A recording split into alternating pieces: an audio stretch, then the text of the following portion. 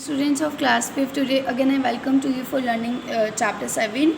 In the previous video I explained you the concept of the equivalent fraction, but today the first question is to find the equivalent fraction of the following by multiplying 2 to numerator and denominator. आपको equivalent fractions find करने हैं by using the multiplication operation. जैसा मैंने आपको video में बताया था कि मल्टीप्लिकेशन ऑपरेशन में क्या करना होता है, कोई भी फ्रैक्शन जो हमें गिवन होता है उसके न्यूमरेटर और डिनोमिनेटर को हमें सेम डिजिट से मल्टीप्लाई करना होता है. तो यहाँ पे हमारे पास जो गिवन फ्रैक्शन है वो क्या है, बहुत सारे 1/2, 2/3, 1/5, 2/5 एंड 3/7. और इन सभी नंबर्स को, इन सभी फ्रैक्शंस को आपको किस नंबर से मल्टीप्लाई करके दिखाना है, नंबर 2 से. So let's see. Okay, so we multiply 1/2/2. देखिए हम हमारी जो डिजिट्स हैं, जितने भी फ्रैक्शंस हैं हमारे, उन सबको हम किससे करेंगे, उसके न्यूमरेटर एंड डिनोमिनेटर को 2 से मल्टीप्लाई करेंगे. तो व्हेनेवर आई मल्टीप्लाई 1/2, तो 1 2 ज़ा 2 एंड 2 2 ज़ा 4. ओके, अब इसी तरीके से 2/3 को भी हम किससे मल्टीप्लाई करेंगे, 2 से करेंगे. तो 2/3 इंटू 2/2. हमें इन सभी डिजिट्स को किससे मल्टीप्लाई करना है, नंबर 2, इसके न्यूमरेटर एंड डिनोमिनेटर को. तो 2 2 ज़ा 4 एंड 3 2 ज़ा 6. अब 2/5 इंटू 2 2 ज़ा 4, 5 2 ज़ा 10, 1/5 इंटू 2/2. तो 1 2 ज़ा 2 and 5 2 ज़ा 10 and the last is 2/7 into 2/2. तो 2 2 ज़ा 4 and 7 2 ज़ा 14.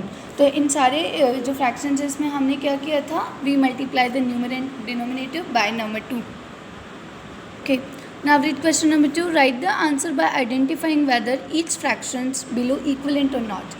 आपको चेकआउट करके बताना. आइडेंटिफाई का मतलब होता है चेक करके बताना है कि ये जो फ्रैक्शंस आपके पास, the pair of the fractions are given in the on the book, कि ये जो फ्रैक्शंस है ये आपके इक्विवेलेंट है या नहीं. तो इक्विवेलेंट है के लिए हमने क्या किया था, we simplified them. Okay, so let's we do now. So first the given fraction is the 3/4 and 6/8. बच्चों आपको पता है यहाँ पे हमारे पास 2 पेयर्स हैं नंबर के, एक 3/4 और 6/8. इन दोनों में से हमें चेक करके बताना है कि ये जो दोनों फ्रैक्शंस है इक्विवेलेंट है या नहीं. हमें पता है हमें इन्हें पहले सिंप्लीफाई करना होता है. तो जब अगर हम 3/4 को सिंप्लीफाई कर सकते हैं क्या, नो. देखो 3/4 के अंदर जो 3 है वो एक ऑड नंबर है and 4 is a even number. तो 3 रहेगा क्योंकि 3 is come only in the 3 table. लेकिन जो हमारा फ्रैक्शन है दूसरा 6/8, चलो हम इसे डिवाइड करके देखते हैं. अगर हम इसे सेम डिजिट से डिवाइड करेंगे, क्योंकि मैंने आपको ये बताया था कि अगर जब इक्विवेलेंट होते हैं तो हमें उन्हें सेम डिजिट से मल्टीप्लाई और डिवाइड करने होते हैं. तो आप देखो 6/8 जो है, 6/8 को क्या हम 3 से कर सकते हैं क्या, या 2 से. First we are taking 2. So when I divide 6/3, 2 1 ज़ा 2, 2 2 ज़ा 4, 2 3 ज़ा, और इसी तरीके से 2 4 ज़ा 8. अब देखिए कि हमारा जो फ्रैक्शन 3/4 और 3/4, देखो 3/4 को हम और ज़्यादा सिंप्लीफाई नहीं कर सकते थे. तो हम कह सकते हैं कि these fractions are, yes, these are equivalent fraction. Okay, okay. Now I am taking another example of it. Now 4/6 and 1/3. आप देखो 4/6 is the greater than 1/3. It is it. अब आप देखोगे कि 1/3 क्या हम इसे डिवाइड कर सकते हैं, नो, वी कांट इट. लेकिन अगर हम 4 को लेते हैं, अगर हम इसको 2 से करते हैं, चलो, तो क्या आएगा हमारे पास, 2 2 ज़ा 4 एंड 2 3 ज़ा 6. और दूसरा फ्रैक्शन हमारे पास ऑलरेडी क्या गिवन है, 1/3. तो देखो डिनोमिनेटर सेम आ गया बट न्यूमरेटर नहीं आया. इट्स मीन no,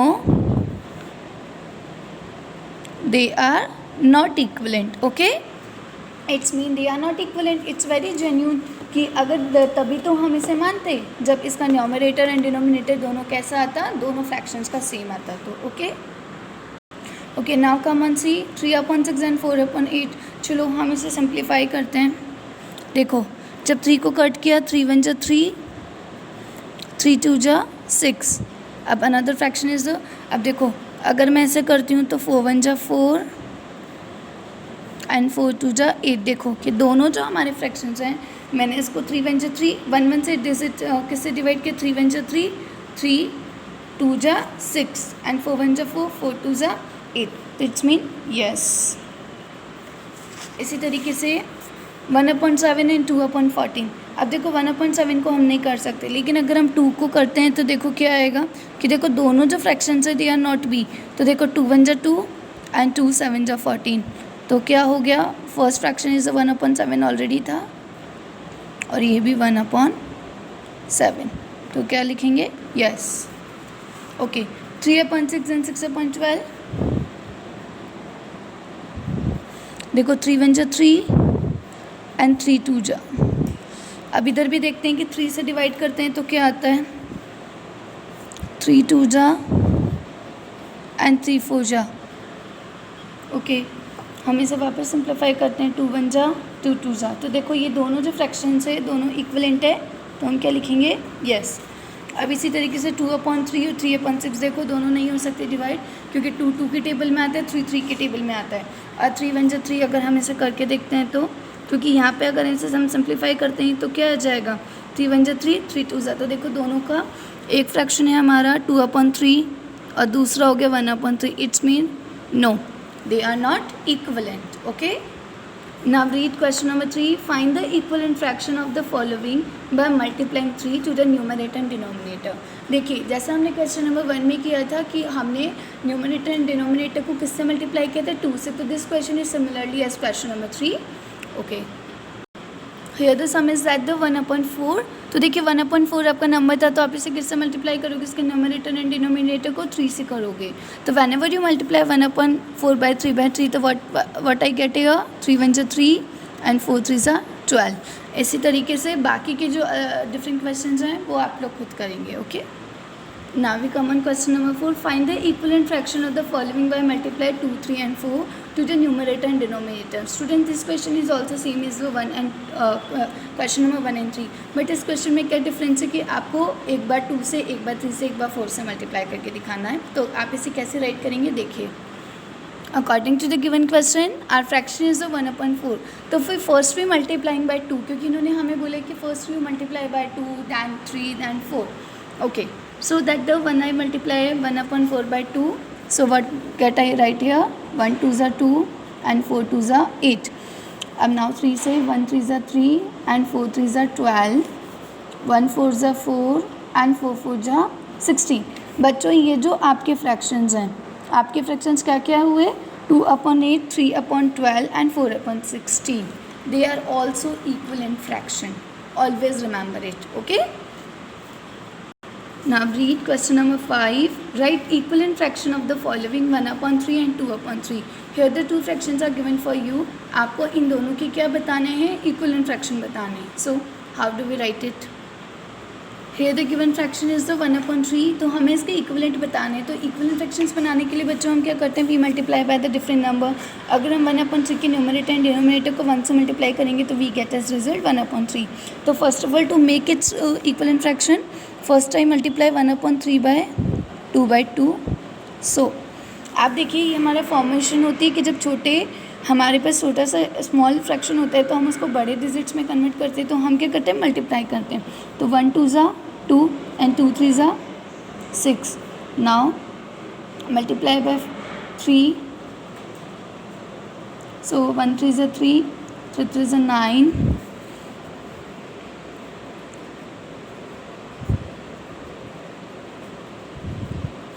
1 4 जा 4 3 4 जा 12,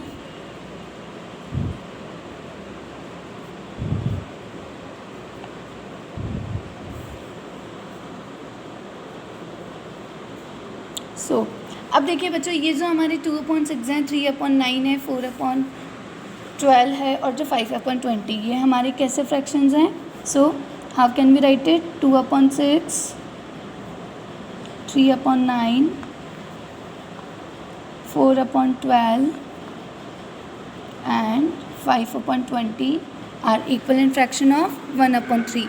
इसी तरीके से हम 2/3 के भी फाइंड आउट कर सकते हैं। तो you can do it your self.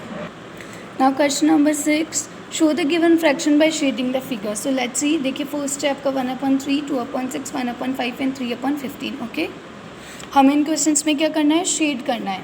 तो देखिए फर्स्ट फ्रैक्शन इज 1/3। तो आप देखिए 1/3 के लिए अब देखो मैंने इस फिगर को 3 पार्ट्स में डिवाइड किया हुआ है और हम इसके किसी भी पार्ट को शेड करेंगे। सो लेट्स सी, मैंने मान लीजिए इसको कर दिया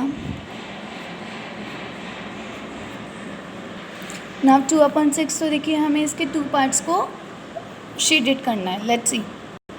now the fraction is 1/5. Now the fraction is 3/15. So we can shade any part of the figure whenever you like. जैसे 3/15 था तो आप कहीं कोई भी 3 पार्ट्स आप उसके शेड कर सकते हैं. Okay. Now read the question number 7. Fill in the blanks. आपको क्या करना है कि कुछ डिफरेंट हैं कि 1/3 है तो 1/3/3/3. तो देखो कि यहाँ पे जो न्यूमरेटर है डिनोमिनेटर है वो तो गिवन है. हमें पता है यहाँ पे इन्होंने क्या किया, 1/3 इज़ ए स्मॉल फ्रैक्शन, जिसको बड़ा बनाने के लिए इन्होंने 3 से मल्टीप्लाई किया. तो डिनोमिनेटर में हमने क्या किया होगा, 3 3 9. तो ऑब्वियस है व्हाट विल बिकम हियर, हम यहाँ 1 को 3 से करेंगे तो what we get here 1 3 3. So whenever I multiply that 1/3, what we get here 3. So the fraction is 3/9. इसी तरीके से देखिए 2/5. अब 2/5 को किससे किया होगा, देखिए कि ये बोल रहे हैं कि 2 इन्होंने मल्टीप्लाई का साइन नहीं बताया. इट्स मीन मल्टीप्लाई नहीं गिवन, इट्स मीन आपको क्या करना है, डिवाइड करके शो करना है. तो देखो कि 2/5 है तो हमें पता है 15 कैसे आया होगा, जब हमने 5 को किससे मल्टीप्लाई किया होगा. हम देखेंगे कि 5 की टेबल में 15 कितने टाइम्स आता है. तो 5 × 5, 5 2 10, 5 3 15. इट्स मीन कि 15 कैसे आया होगा क्वेश्चन में, कि जब हमने 5 को 3 से मल्टीप्लाई किया होगा. अब हमें किसका न्यूमरेटर फाइंड करना है, इसके ऊपर. तो अब हम क्या करेंगे कि इट्स मीन हम 2 को भी किससे मल्टीप्लाई करेंगे, 3 से. तो वेन एवर मल्टीप्लाई बाय 2 तो 2 3 6. It's mean the correct answer is 6. लेकिन मैंने इस आंसर को कैसे चेक किया होगा कि मैंने पहले 15 को किससे डिवाइड किया, 5 से. तो what we get here 5 × 5, 5 2 10 and 5 3 15. Okay. Then I multiply 2/3 is equals to 6. इसी तरीके से देखिए क्वेश्चन 6 कि अब आपको यहाँ पे क्वेश्चन नहीं गिवन और यहाँ पे आंसर में दे रखा होगा. तो अब देखो 15 और 9. तो पहले हम इसको चेक करते हैं किस डिजिट को किससे किया होगा. तो हम इसको 15 को किससे डिवाइड करेंगे, 5 से. तो 5 3 इट्स मीन कि हमने जब 5 को 3 से मल्टीप्लाई किया होगा व्हाट वी गेट हियर 15. इसी तरीके से 9 को किससे किया होगा, हमें पता है यहाँ पे हमारा आंसर कितना है 9 3. तो इसी तरीके से इट्स मीन 9 को भी 3 से करके देखो 3 3 9. इट्स मीन यहाँ पे जो हमारी डिजिट क्या होगी 3. ओके. नाउ 3/4 इक्वल्स टू 18/डैश. अब इसी तरीके से कि यहाँ पे भी वही डिवाइड करके देखना होगा क्योंकि 3 के टेबल में 18 कितने टाइम्स आता है, जेन्युइनली 6 टाइम आता है. लेकिन हम इसे डिवाइड करके शो करेंगे. तो here I divided 18/3. What we get here 6. तो 3 6 18. इट्स मीन अब इसी तरीके से 4 6 जब हमें पता है 6 से किया होगा तो जब न्यूमरेटर में 6 आया तो डिनोमिनेटर को भी क्या करोगे 6 से करोगे. तो 4 6 24. It's mean the correct answer is 24. यहाँ पे सीधे सीधे डिवाइड दे रखा है, जैसे 7 3 21 and 7 2 14. Simply as like that. 4 3 12 and 4 16 divided by 4 is that 4 4 16. So the correct answer is 3/4. Students, I hope you understand all questions 1 to 7 very well. Okay. Today we have learned only question 1 to 7. In the next video of this chapter, we have discussed the question number 8 to question number 12. Thank you all.